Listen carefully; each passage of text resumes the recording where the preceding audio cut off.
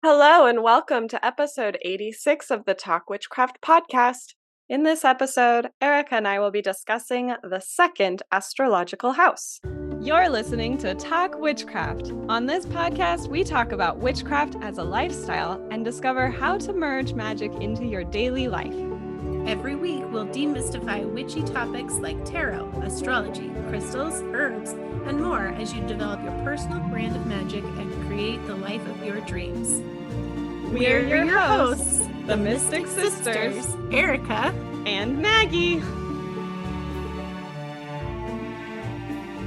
In this segment of the show, we choose a tarot card for the week and we look for moments that relate to this card in our daily lives. For this episode, though, we are going to choose a rune called Othila, which translates as inheritance and generally represents heritage, tradition, and ancestry. Othila is the last rune in the Elder Futhark, and it represents what you enter the world with based on the family you are born with and raised by.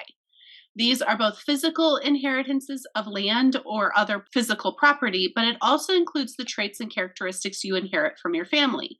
No matter how you resemble or differ from the rest of your family, and no matter how far from home you travel, or how independently you have established yourself, you carry traits, beliefs, habits, and influences from your original family for better or for worse.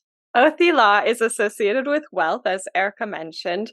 But when compared to Fehu, the first rune of the Elder Futhark, you can see that there are some differences. So Fehu means movable wealth, things like cattle that can be sold or traded for some other useful good. Othila, on the other hand, is more associated with wealth in the form of land, things that can't really be traded or sold.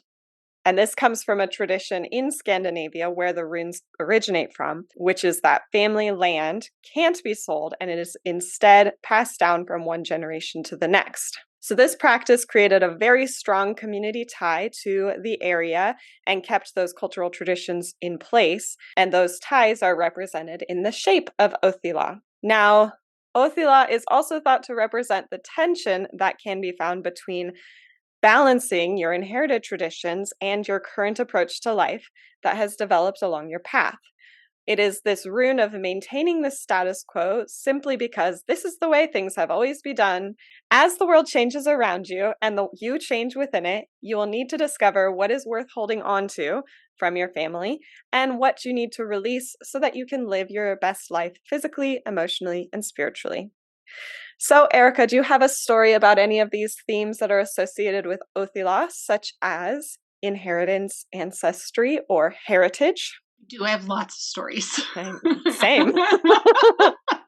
Sometimes we're struggling to come up with stories, but I feel like our family unit has always been very strong and very much relying on tradition and heritage and inheritance stuff. Like our grandma started giving us things away early on because she wanted to see us enjoying our inheritance instead of not getting to see that. There's always been a very strong tie for me with those traditions. But I think that I want to talk about the more abstract representation and the family traits that are passed on, because our grandmother was an avid sewer and crafty person, and that has become a sense of my identity as well. And I'm currently in the middle of making a Zelda cosplay in anticipation of the release of the Tears of the Kingdom game that's coming out this summer. When I'm sewing, it's one of the times where I feel closest to my grandma, and I am using her old sewing machine.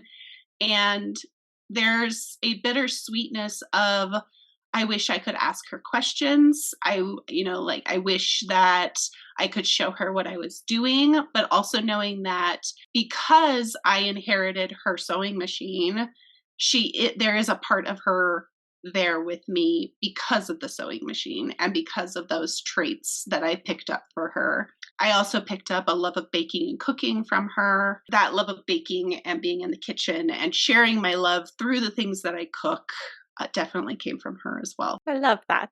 I will share about my rock collection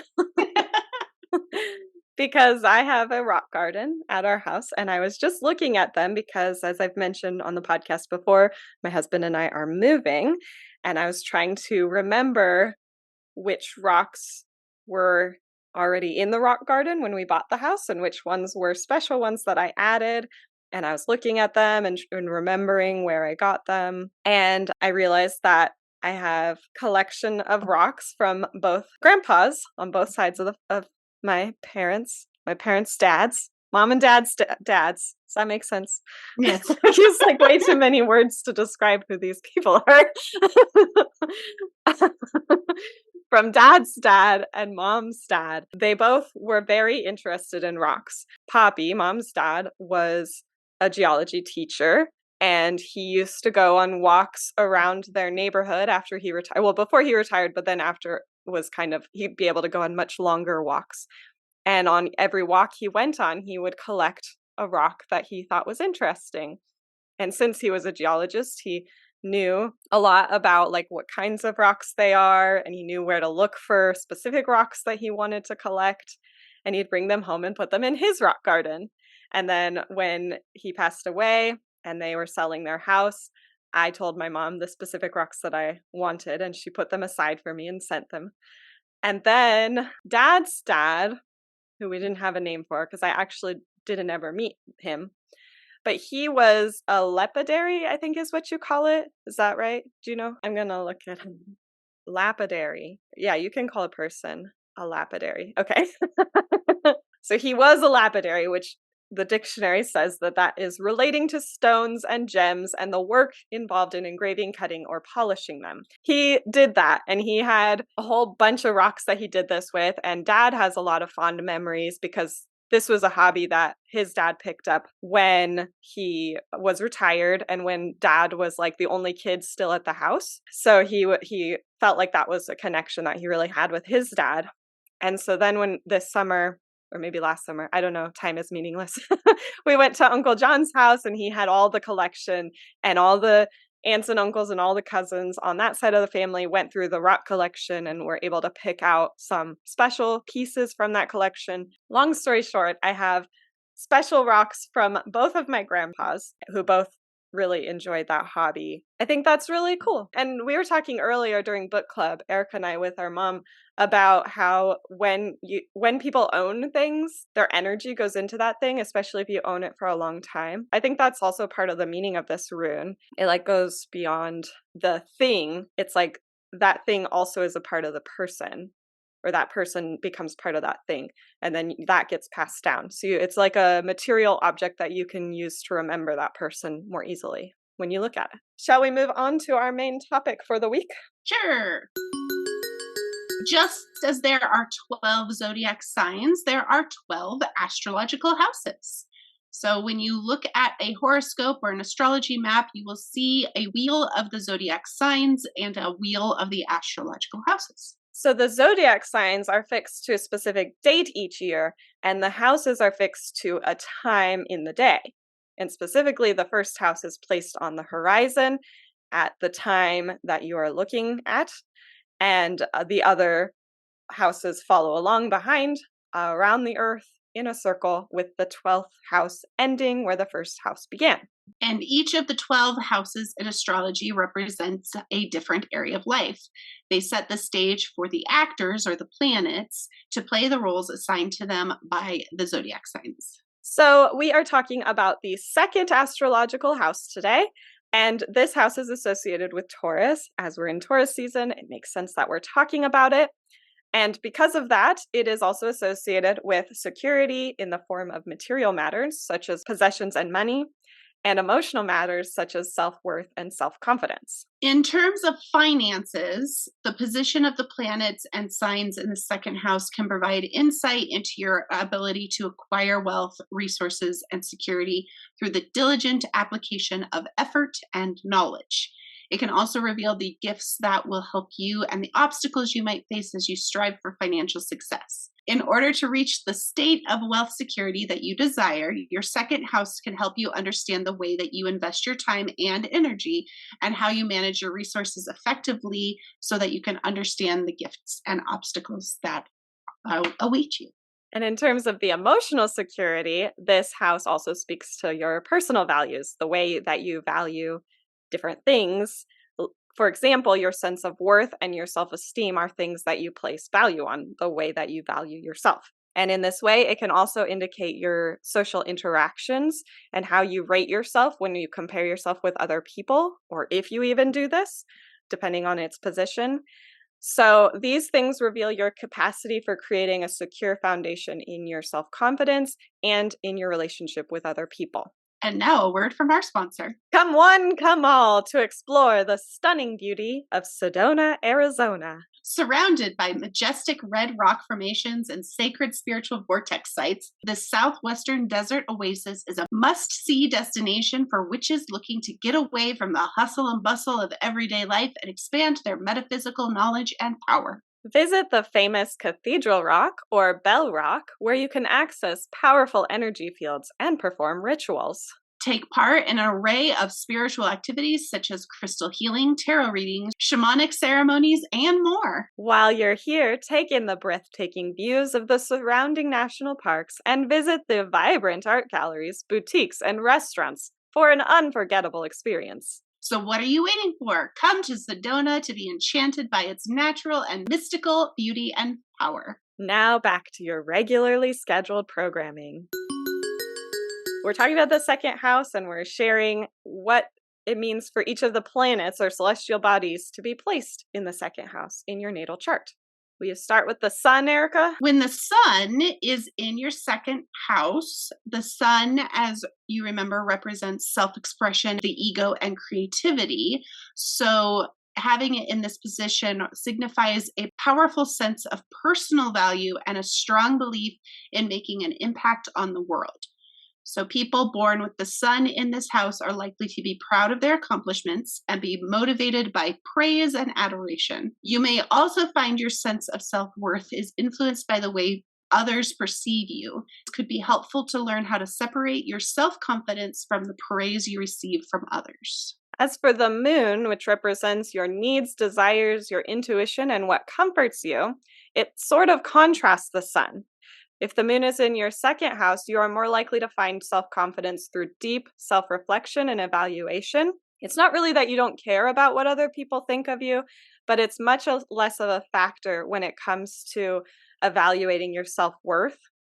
And as for your finances, you tend to be pretty creative about how you earn money, and you might be more intuitive about investments.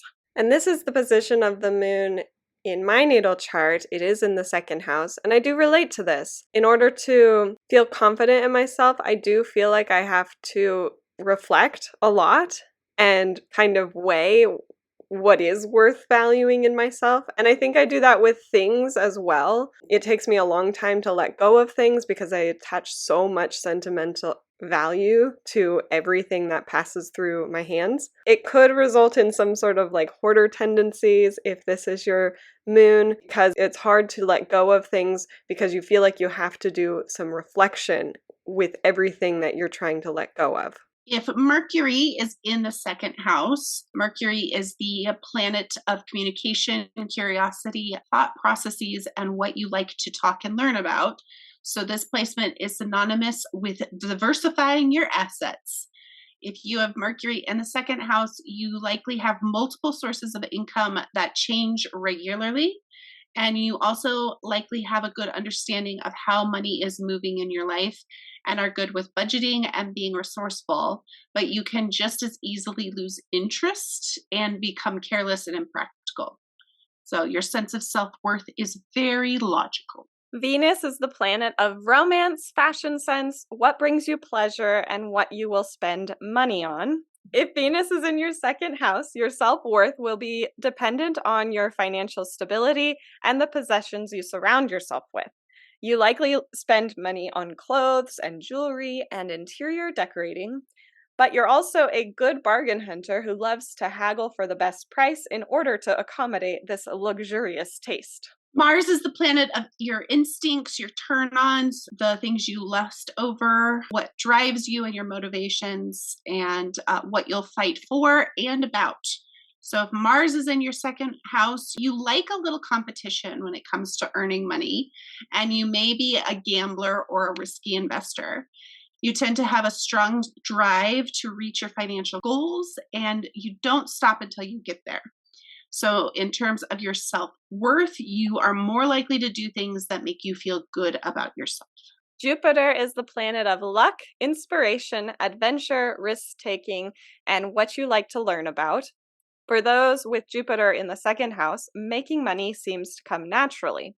The truth is that those with this position are simply always on the lookout for opportunities for wealth. Because money seems to come easily to these people, you are also probably very generous with what you have because you know that there's always more where that came from, and you feel that wealth is better shared anyway. Second house Jupiter people value their self-worth with how generous they can be, because the more you share, the better you feel about yourself. Saturn is the planet of time, caution, challenges and struggles, your boundaries, and what you need to learn the hard way. So, those with Saturn in the second house know that earning money is done slowly through long term investments, compounding interest rates, continued education, and just good old fashioned hard work. If this is your position, you're likely base your self-esteem and what you deserve on how hard you've worked for it and whether or not you've learned a lesson. Uranus, the planet of innovation, originality, idealism, and where you're a rebel and a revolutionary. If Uranus is in your second house, you likely achieve financial security in an unusual way, or you have an unconventional belief about what financial security even means. This also applies to how you see yourself. Your value is based more on your originality than anything else. Neptune is our fantasy planet. It's about dreams and subconscious. It's about glamour. It's about healing and the things that you imagine. With Neptune in the second house, you are likely to see the big picture surrounding the flow of money. Financial security comes to you almost in a spiritual way. You might be very intuitive and like to think outside the box when you're looking for ways to earn money. And your self-worth is generally tied to your spiritual growth. When you feel spiritually evolved, then you feel more confident about yourself and your abilities. And finally, Pluto, the planet of secrets, transformation, evolution, the unconscious, power and power struggles. So when Pluto is in your second house, people tend to have a deep and complex understanding of finances and resources, both on a personal level and in terms of the collective. Money and financial security plays a transformative role for people with this position. You might find that you feel more self-confident when you're in a position of power over people. You also may use secrets and gossip as a form of power. And for those of you who are going, wait, I don't have a planet in my second house. It's okay. It doesn't mean you have no self-esteem or financial security. It just means that these things are not a great focus in your life, which is like me. So additionally, all of the houses have an associated zodiac sign that overlaps with it, which you can see on your natal chart. So the ruling planet of that sign can be considered in your second house. So to start us off, Aries is going to be similar to what we talked about with Mars. So these people like competition. They might be gamblers or risky investors. They are the ones that have that strong drive to get to their financial goals, and they don't stop until they get there. Their self-worth is driven by doing things that make them feel good about themselves. If the second house and Taurus overlap, this is going to have a similar effect as if Venus was in the second house, but specifically the side of Venus that is focused on comfort and security, because Venus rules over two signs. A person with this position is going to feel very secure when they're surrounded by the things that, make them feel luxurious and spend money on those kinds of things. The bargain hunter, all of that kind of stuff. If Gemini overlaps your second house, which is me, then you're going to take on the traits of Mercury related to curiosity and communication. These people are the ones that change how They get their income more on a regular basis. They are more willing to talk about financial matters. At least from my perspective, I'm not actually very good at money. I do change jobs frequently, and I always dream about having multiple sources of income, so I can see that those kind of traits coming in, but I've never actually achieved it. But I also have no qualms talking about what my paycheck is or where money is coming from. I do get triggered sometimes talking about money when I don't have it. And so I think that that kind of becoming careless and impractical with money kind of is reflected in me in that way. But I don't know, like we said, or I said, if you don't have a planet in your house, it's not a big part of your personality. And so I'm struggling to kind of see how this ties into me, because it's not.